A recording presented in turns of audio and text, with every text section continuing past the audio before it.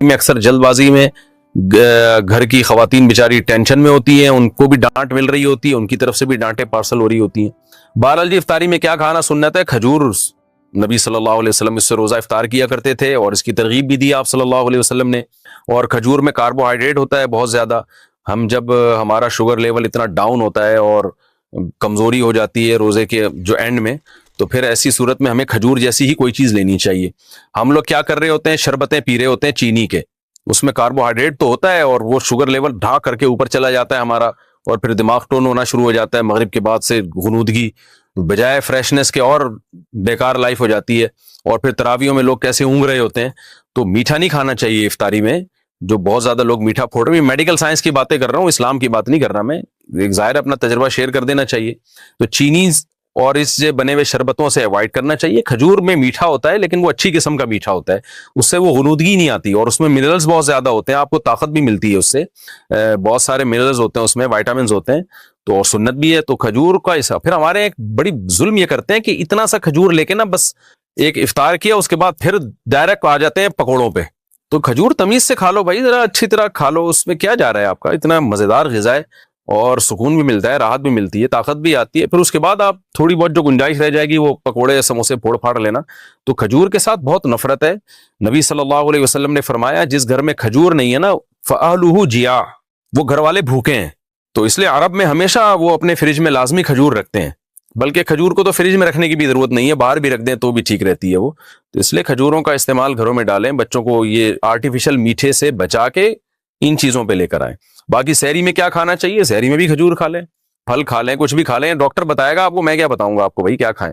جو ابھی کھا رہے ہیں نا وہ بہرحال نہ کھائیں، جو کچھ پیزے برگر وغیرہ سحریوں میں کھائے جا رہے ہیں نا، پھر سارا دن جو ڈکاریں چلتی ہیں تو اللہ کی پناہ ہے وہ، کیونکہ میں نماز میں آتا ہوں نا، تو جو ڈکاریں جس قسم کی سننے کو مل رہی ہوتی ہیں اس سے بہت افسوس ہوتا ہے، مسلمان کدھر کو جا رہا ہے۔ رمضان میں یہ حال ہے، اور وزن بڑھ رہا ہے رمضان میں لوگوں کا کم ہونے کے بجائے۔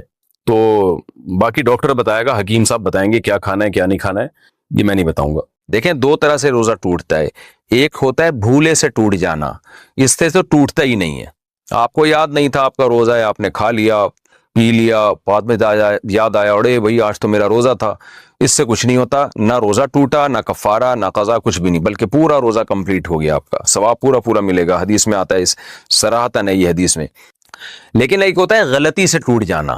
غلطی کا مطلب یہ ہوتا ہے کہ مسٹیک ہو گئی آپ سے، یعنی آپ کلی کر رہے تھے، ایک دم غلطی سے پانی حلق میں چلا گیا، تو آپ کے نہ چاہتے ہوئے حلق میں اتر گیا پانی، تو روزہ تو ٹوٹ جائے گا، اس لیے کہ بھولے سے تھوڑی ہوا ہے، تو روزہ تو ٹوٹ جائے گا۔ لیکن غلطی سے جب روزہ ٹوٹتا ہے تو کفارہ لازم نہیں ہوتا، صرف قضا لازم ہوتی ہے، لیکن اس روزے کو کنٹینیو کرنا پڑتا ہے، یعنی کھانا پینا کی اجازت آپ کو نہیں ہوتی۔ تو اسی طرح اللہ کی طرف سے کسی کے ساتھ ایسا معاملہ ہوا کہ روزہ ٹوٹ گیا، مثال کے طور پر منہ بھر کے الٹی ہوئی اور نہ چاہتے ہوئے بھی پیٹ میں دوبارہ واپس چلی گئی، تو اس سے روزہ ٹوٹ جائے گا، تو یہ بھی غلطی سے ٹوٹنا کہلائے گا۔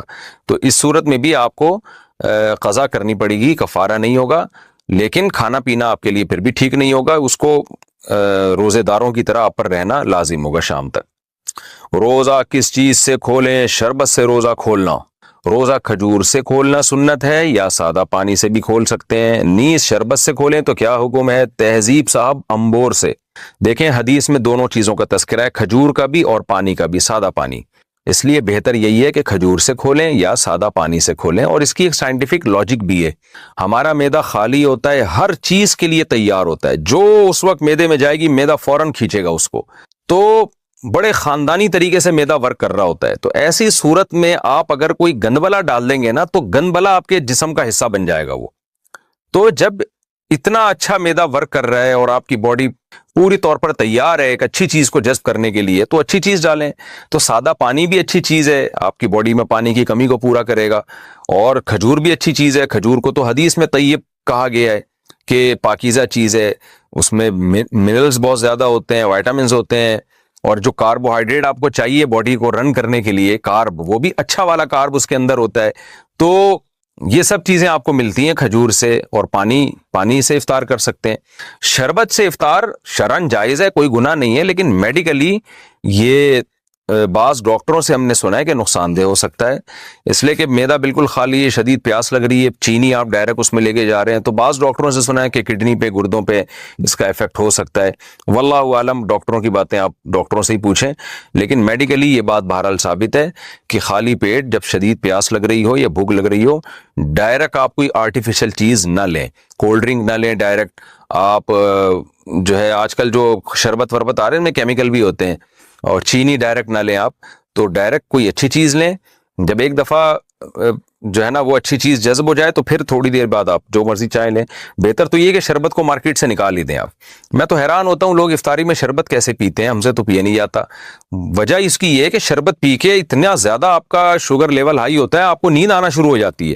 شربت کا مزہ چند سیکنڈ کا ہے، ٹینشن کئی گھنٹوں کی ہے۔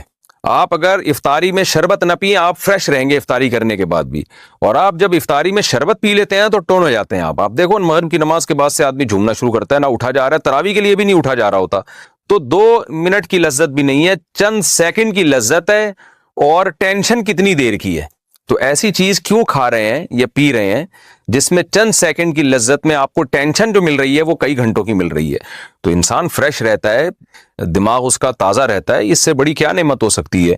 تو افطاری میں بہت زیادہ میٹھی چیزیں لیکوڈ فارم میں خاص طور پہ جب انسان لیتا ہے نا تو اس سے دماغ ٹن ہو جاتا ہے، اور وہ آپ نے سنا ہوگا میں ہوں قادری سنی ٹن ٹن ٹناٹن، وہ والی کیفیت ہو جاتی ہے اس کی۔